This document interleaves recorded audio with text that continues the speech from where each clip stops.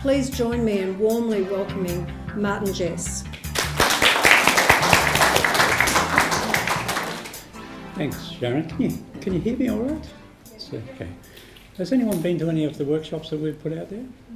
And you still came back today? That's fantastic. So there you go. Yes, so we're just looking at today, more so it's like a compressed version of some of the suicide intervention courses that we run, the workshops that we've been running around. And I guess it's to give you a little bit of an idea about what we need to do in order to engage in people to start a conversation around suicide. Because the thing that's been missing over the years, I think, is that no one's really willing to engage in a subject around suicide. It's kind of become that taboo topic, that no one wants to talk about. So what we're trying to do now is to think about the reasons why we find it such a taboo subject. Why is it difficult to have a conversation? Why is it difficult to even say the word suicide?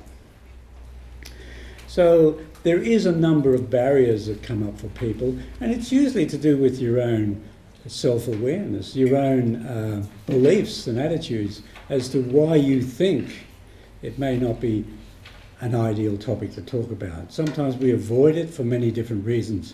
So these workshops are basically to try and engage in some knowledge around suicide, to look at evidence-based material that will tell us that it is best to engage in suicide conversation. Because if we're not even able to go there, how are we going to work with someone to help them get through it? So what I like to do is sort of also say that, the prevalence of suicide, is quite high. So if you are thinking, while we're just going through a few of these things, that maybe some things come up for you as well, that if you need to just get out of the room, or, that you find it's a bit overwhelming, please feel free to just leave the room, and maybe someone will follow you like Carly, I don't know, but just to have a conversation around you. But we don't want you to leave feeling distressed. It's more of a knowledge session than anything else, so we're not really going to go into a lot of personal information. Okay, so this is the biggest screen I've ever had. So we'd like to just look at around the statistics, and we can see that in the year 2016, around a population of about 24.5 million, we saw 2,866 people died by suicide. So it's quite a large number, and it hasn't really reduced all that much over the last 5 or 10 or even more years. So we're trying to look at a different approach around suicide and get that conversation happening. That's the reported suicide. So you can imagine these are suicides where the coroner has actually determined that death was by suicide. But there'd be many other cases that could have been suicide, and maybe the coroner just put it down as accidental death or unknown or whatever. So it could be like things like drug overdose or drownings or single car accidents could have also been suicides that were never put down as suicides. So in keeping that in mind, you would probably find that the unreported suicide can go up to 25% more. So if we look at that and we added those in, we're probably thinking around about 4,000 deaths by suicide every year. And if you think of that in regard to other campaigns that are happening, say around road safety and road safety awareness on the roads, and there's a lot of campaigns out there, isn't there, around that, don't drive while you're tired and all of those sorts of things in order to reduce the numbers of deaths on the road. But in Australia in the last 12 months, it was 1,200 people died on the roads, which is a tragic amount, I know, but when you look at suicide, when it's probably 3 times that amount, how many campaigns do you see out there around suicide intervention and prevention?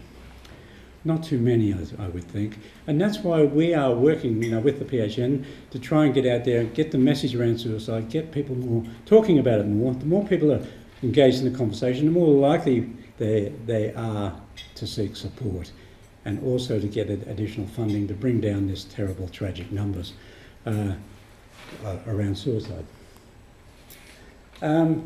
suicide behaviours is kind of often regarded as attempts on suicide. And it's sometimes, I think in the last 12 months there was 60,000 people attempted suicide who didn't die but attempted suicide and ended up in hospital. So that, once again, if you were to add those up, it's quite a large amount. And as we know that, everyone in the community can be affected by suicide, whether you know someone who's quite close to you, or maybe just an acquaintance, or maybe you even sort of notice on the TV there's been a celebrity who's died by suicide. We've had a few of those recently, haven't we? And so even when we think about that, it brings up these feelings of, I don't know, it's uncertainty in us all. Sometimes we even feel a bit low. Why is this happening to people who seem to have everything? And we want to tackle those topics too. Why people aren't talking about suicide, why they aren't even coming out there. Because suicide is usually regarded as, they've never seen that coming, that's the word we hear, or everything seemed to be okay. And often there is things that are happening for that person, but because of the stigma and taboo, they're keeping it to themselves. So we want to be those people who other people who may be having thoughts of suicide would open up to. And down the bottom there you can see suicide is the leading cause of death ages 15 to 44. So for young people, it's the leading cause of death. 3 out of 4 of the suicides are male. And so that could be another topic that we could look at another time. But we don't want to get this out of context and think we just need to go out there and target the male population. Because if we look at suicide attempts, they're pretty much equal, male and female. So we know that roughly one in 20 people are having thoughts of suicide at any given time. So in a room this size, there could be, 1 or 2 people here who may be even struggling with thoughts of suicide right now. So it's right around us, it's all around us. And we want to get it to that personal level where it's not just about we should just leave this to psychologists and GPs. We all need to be involved in trying to link people in, support them and link them into other people who can help them. So what we want, through this course, this is a compressed version of a Living Works program which is called Safe Talk. And normally it goes for about 3 hours, but today we're compressing it into a shorter version. And we'll be opening up for questions at the end of it if you have any, and we can answer any of those questions. So that's what we want. We want a suicide-safer community.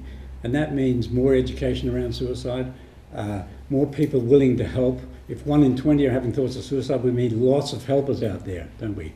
So we couldn't be expected that the professionals could reach everyone to even find out whether they're suicidal. It's up to our friends, our family members, work colleagues, to check to look out for one another. So it's called Safe Talk, and the SAFE stands for safety. Suicide alertness for everyone, and the program itself helps to identify persons with thoughts of suicide and connect those people with thoughts of suicide into appropriate services for ongoing help. It's not about trying to fix everyone's problems. Someone who's suicidal is usually got some really difficult things happening in their lives, and we can't come away from these things thinking we can actually fix their lives. We can make things better for them, but we can help support them and maybe even just hear what's going on for them, and then link them into other people who can help to keep them safe from acting on those thoughts of suicide. So it's kind of like setting up a safety plan if someone's having suicide, so that they don't act on those sorts of suicide until they can link into other services who they can work with.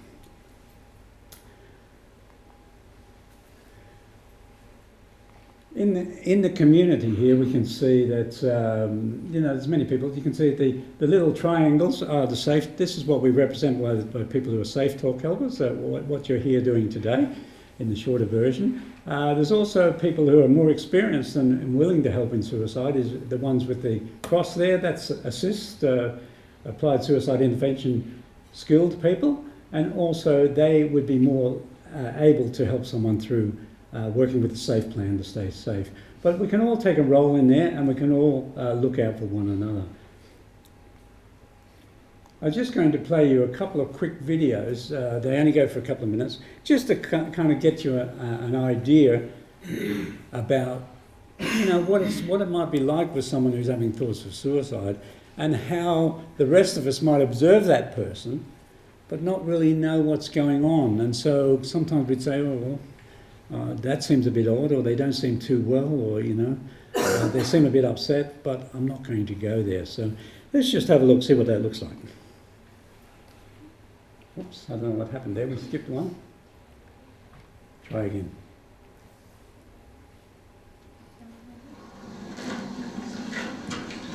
Oh, there you go. What you up to? Nothing much.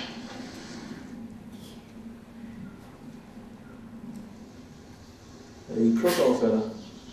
You don't look too flushed today.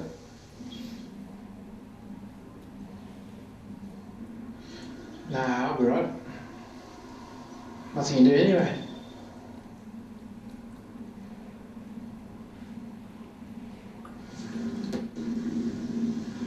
Well, whatever you reckon.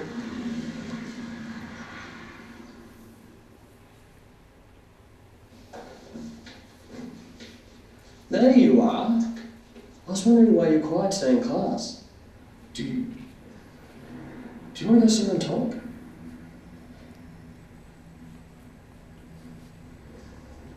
No, I've worked it out. I'm sorry. Just want to get out of here. And get home before anyone else does. Well, I'm going home too. I'll walk with you. Thanks, but no. Gotta go to the shop first. Be fine.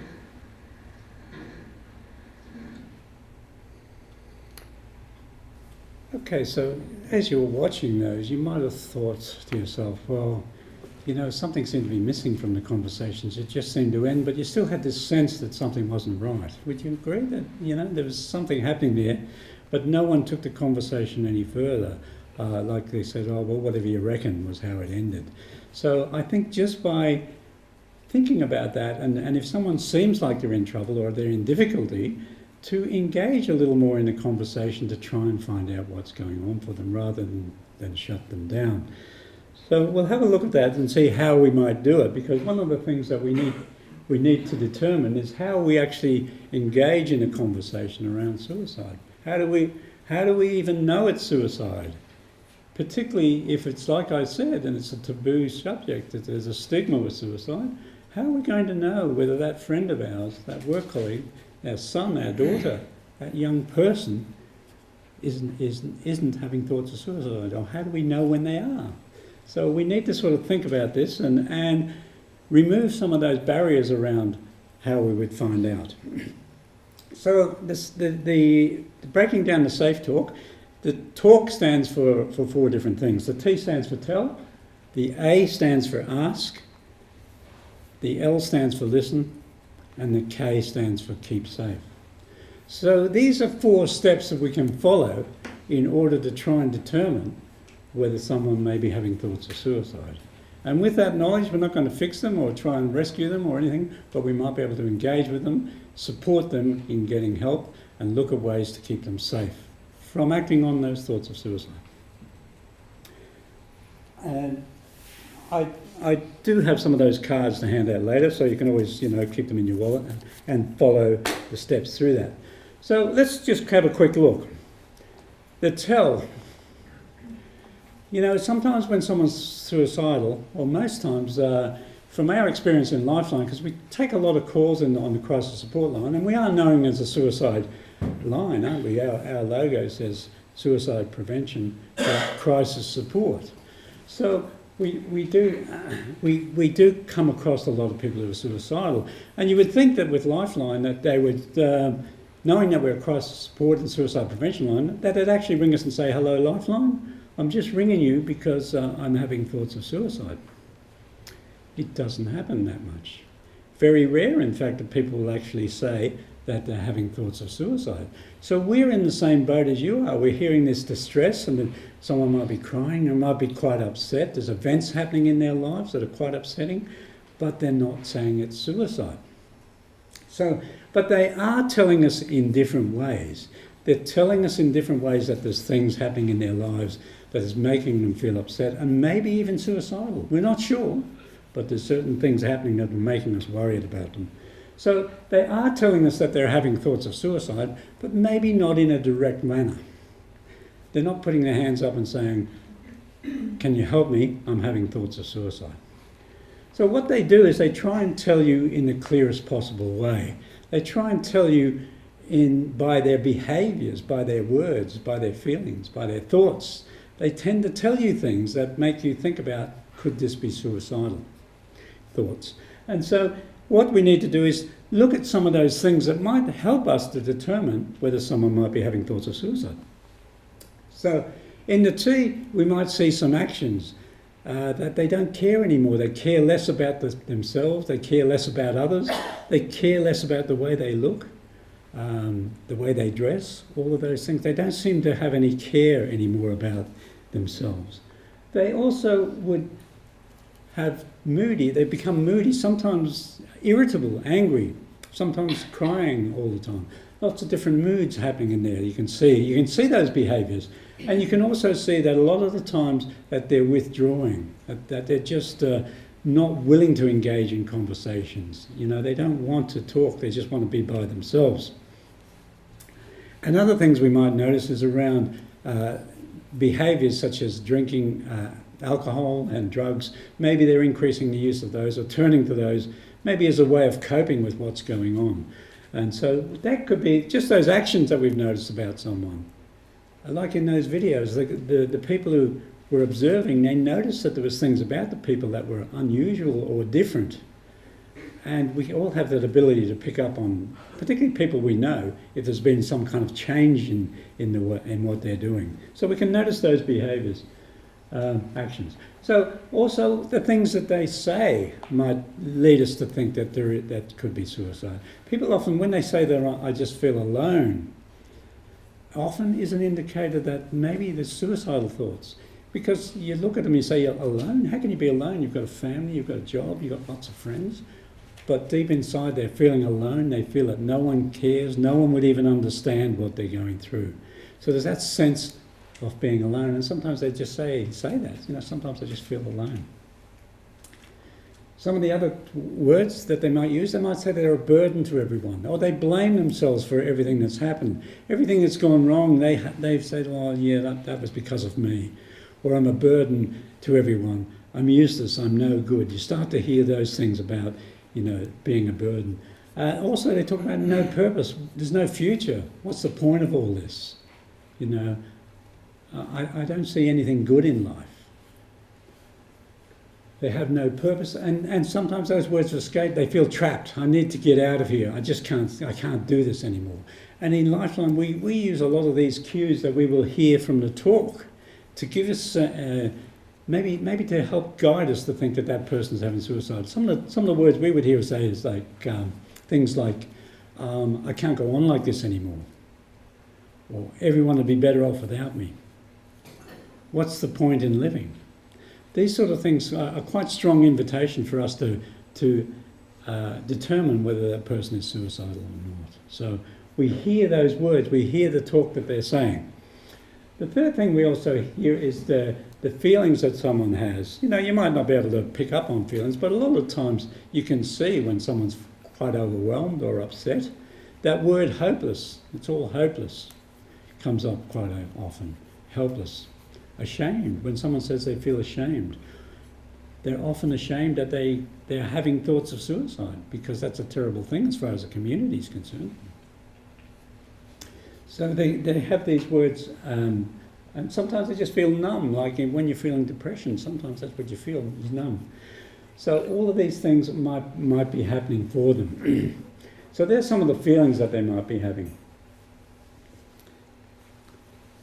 Some of the life situations, if someone's been through a life situation, they could also be having thoughts of suicide as well. So, you know, things like abuse, Domestic violence, for instance, is the leading contributor to suicide in women. Or it might have been childhood abuse that they've lived with all their life, and there's that shame and the guilt around all of those things as well. So any form of abuse can often lead someone to have thoughts of suicide. But rejection, if someone rejects you, as in a relationship issue or something like that, or maybe even you went for a job and you got rejected. Any form of rejection can make a person feel that they're no good in some ways. Losses, the death of a loved one perhaps, loss of a job, loss of income, loss of future. Someone might have had an injury or maybe a disability, or something might have happened and they can't do the things that they wanted to do. They dreamt of doing things and then they can no longer do those sort of things. So they could lead to thoughts of suicide. And also the other thing, if there's been previous suicide experience, in other words, if someone has attempted in the past, there's a higher risk that they could attempt again. Or if they've known family members or other people who have suicided. So these are some of the life situations that we need to look at. So all of those things in the T can tell us whether there could be thoughts of suicide or not. But they won't tell us directly that they're having thoughts of suicide. And this happens, like I say, in Lifeline, it happens all the time. No one tells us. We hear all these, we call them invitations. You can call them signs or signals or whatever. We hear those all the time, but very rare someone says, I'm having thoughts of suicide. So what we have to do is, if we know that all of these things are happening, we can see some actions, we can hear the way they're talking, we can sense their feelings, we can learn their life situations, and we could be hearing those things for quite some time and noticing other things as we go. But there comes a point, if they're not going to tell us that they're having thoughts of suicide, how are we ever going to know?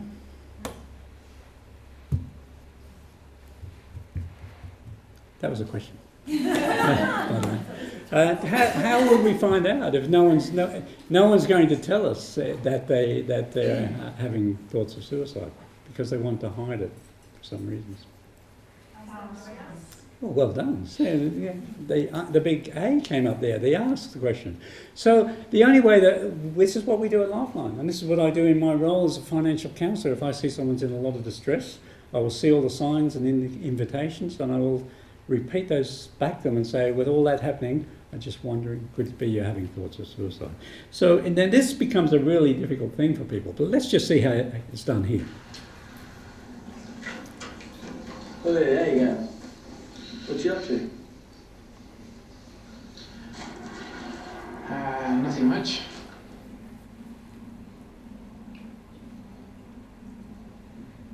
You crook old fella. You don't look too fresh today.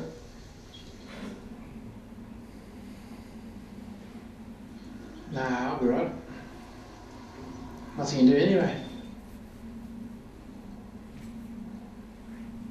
Might be. Must be something I can do. Give us a go. Just got a lot going on lately, mate. Lots to think about.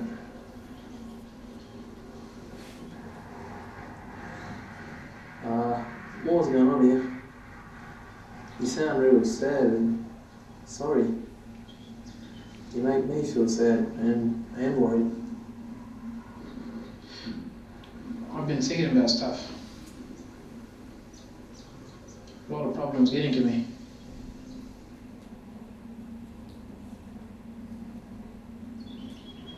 You sound pretty serious.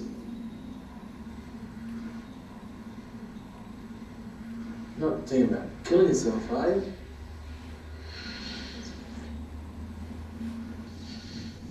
Maybe. Sometimes.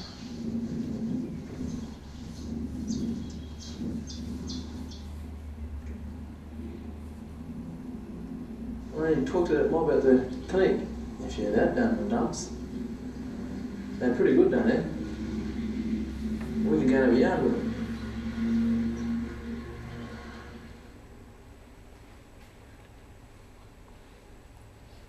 Seems to be missing one.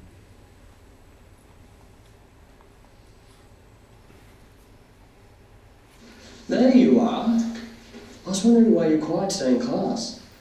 Do you want to go somewhere and talk?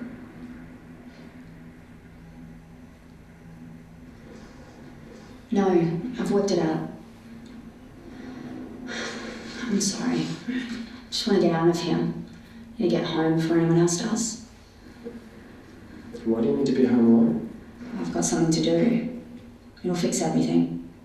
It'll be fine. You're not talking in class. You've worked out the answer to your big problem, and you need to be home before anyone else does. Could you be thinking of suicide when you get home? Well, what if I was? So you are. Come on. Let's go somewhere and talk, okay? Okay. So by just introducing the word suicide and asking the question, we're able to open up a conversation that could lead to safety for that person.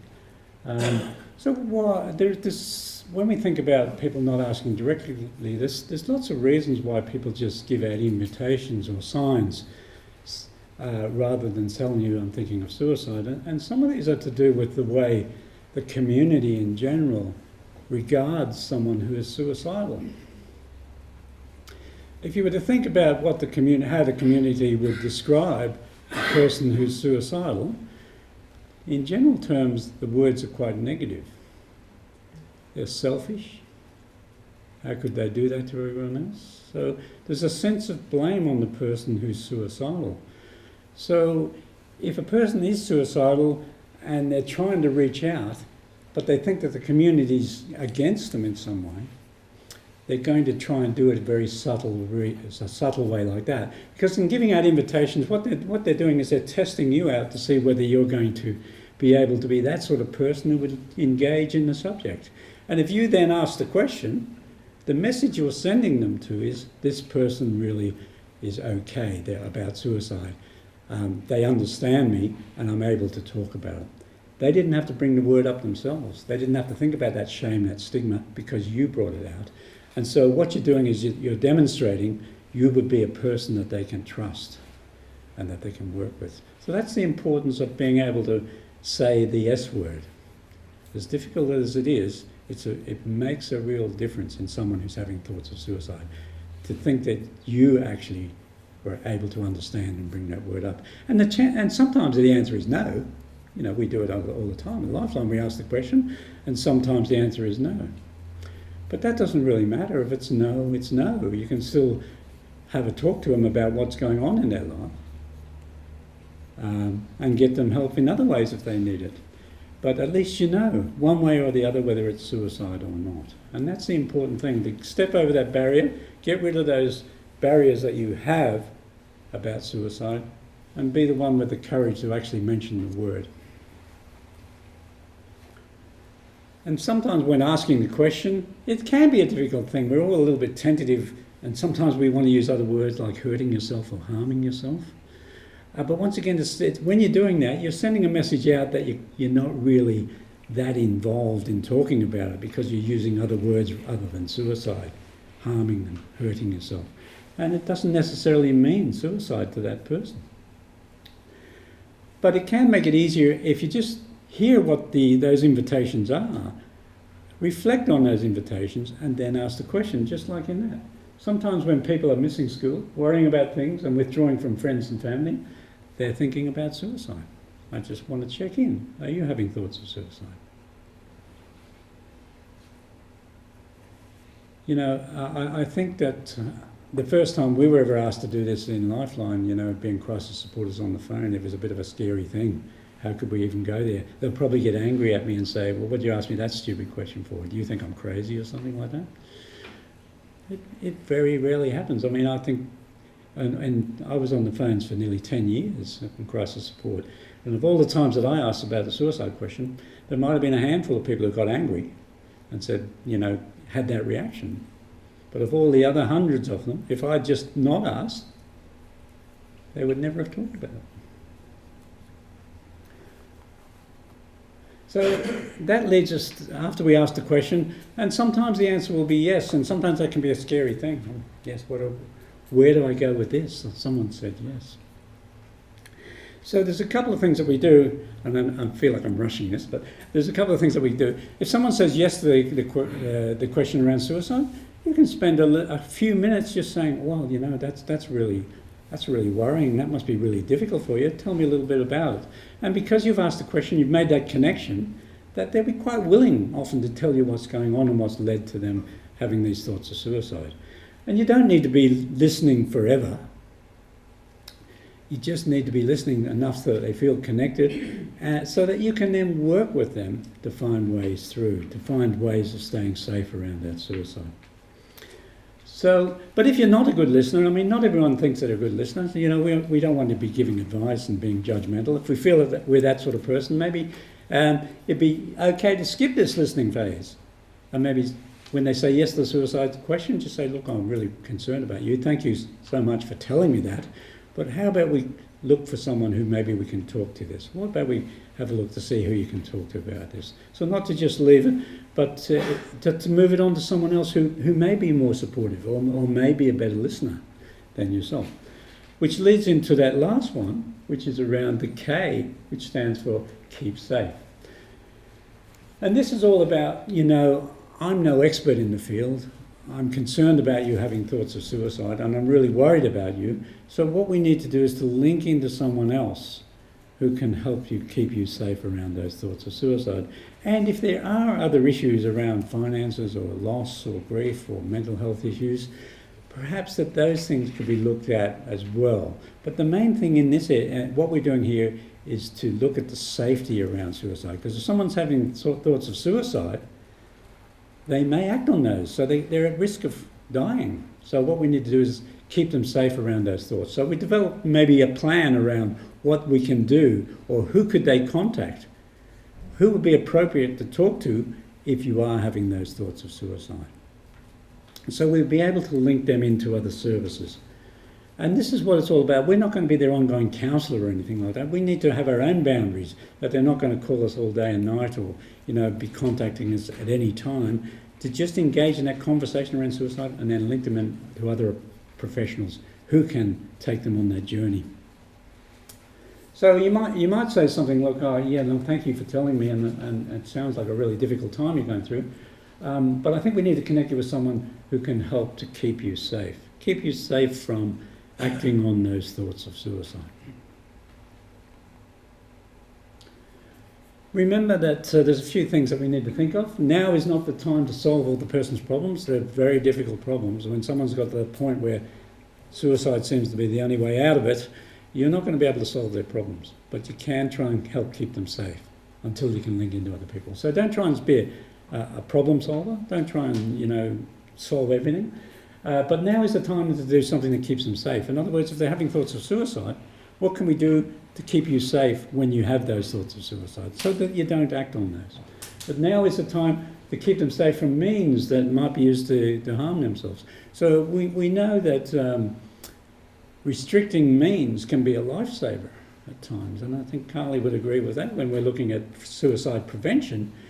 If they have a means and they're willing to dispose of that means, or maybe give it to you, it can help to keep them safe until they lock into other services. And that might be something as simple as someone's collected a lot of tablets or medication, and that's how they were going to do it. And they've had a conversation with you, and they've agreed to stay safe, and you say, well, you know, until we link you in with the GP tomorrow or the counsellor, how about I hang on to those tablets for you? And that can be a life-saving thing.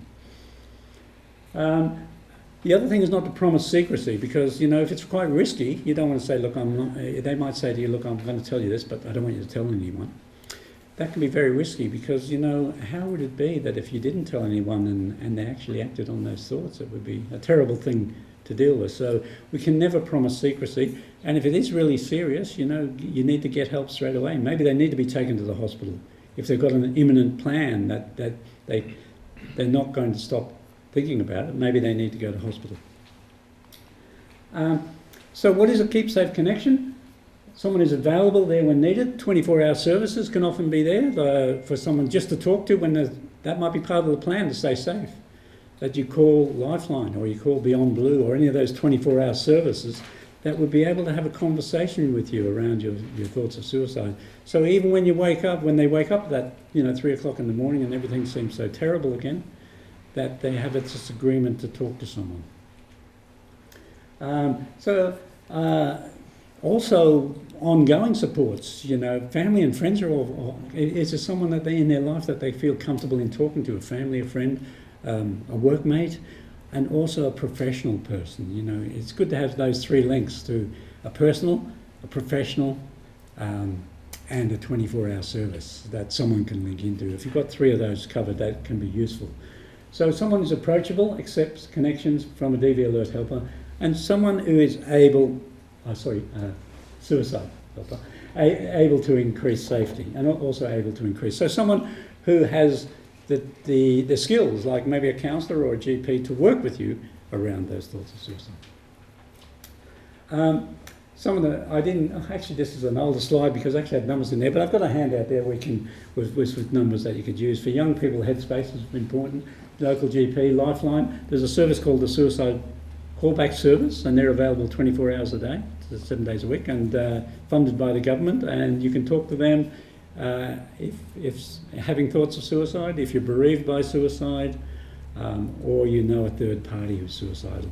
And they can set up counselling sessions with with a psychologist over the phone. You can talk for, I think, 6 1-hour sessions over the phone. So there's lots of services out there, and I've got a couple of handouts there for you anyway on those. So that's it there. That's bringing us back to the whole four steps. Tell, ask, listen, and keep safe. I'm not sure how I'm going. We've got 6 minutes. Huh? All right. So, just to keep those in mind, and you can put that in your wallet or keep it somewhere. And if you're thinking about, you're worried about someone, maybe you could follow those steps. Or if you're not sure what to do, maybe you could encourage them to talk to Lifeline, who will be prepared to go through those steps for you. You might just say, "Oh, how about we call Lifeline and you have a chat to them." Quickly, in the next 6 or so minutes, sometimes I said before that sometimes we find barriers or reasons not to ask, and this can be a difficult thing because I don't want to go there because, or if I do this, this will happen. We have all of these things in our minds, and it's from our own beliefs and our own attitudes and our own values that makes us think these things. And every now and again, we've got to challenge some of these in order to be a better helper around suicide.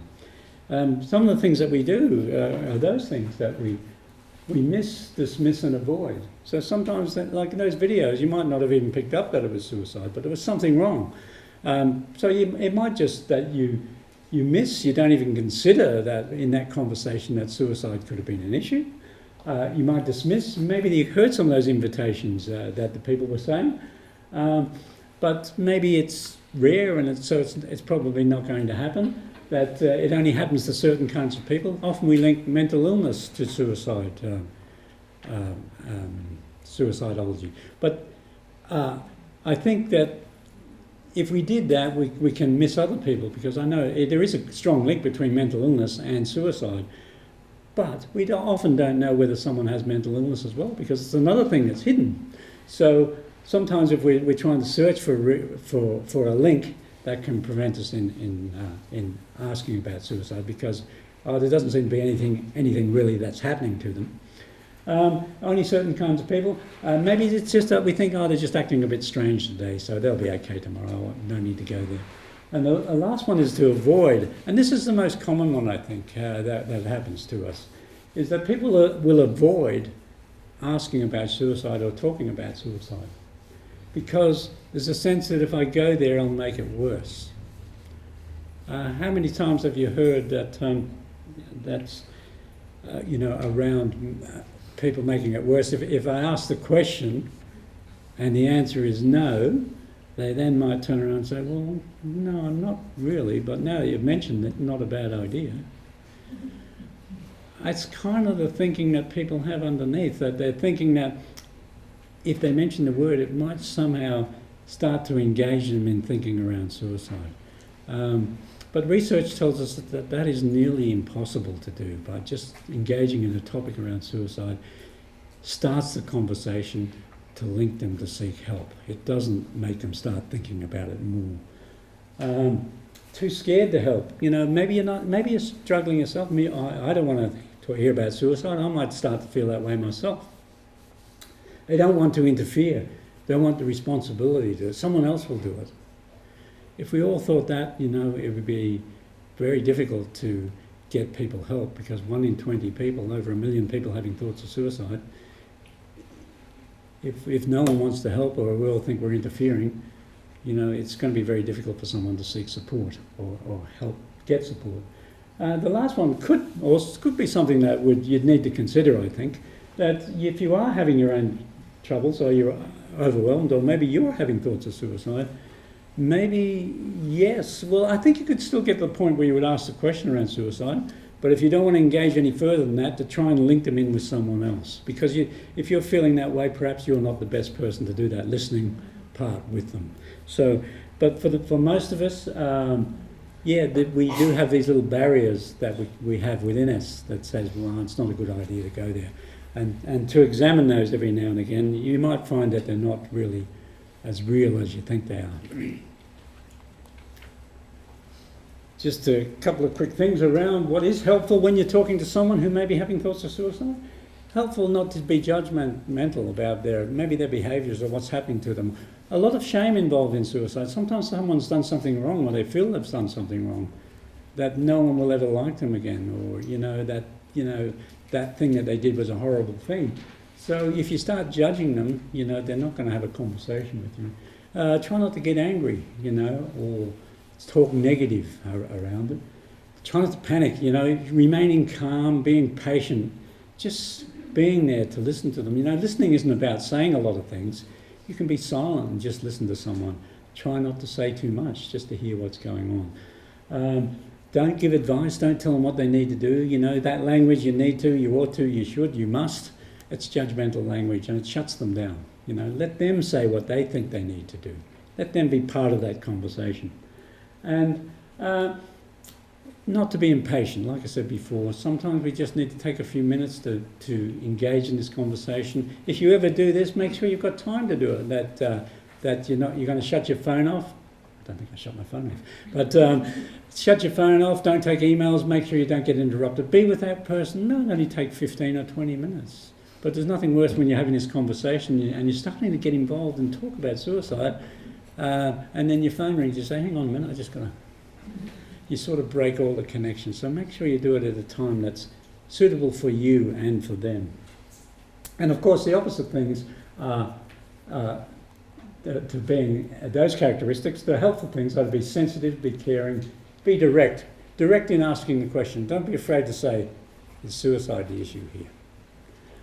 Be calm, be non-judgmental, be patient. And with all that in mind, and that quick session through there, some things for you to think about. And if you can attend any of the other sessions, either the 3-hour or there's a 2-day session on becoming a suicide first aider. We have some of those coming up, and you can get some more information on those.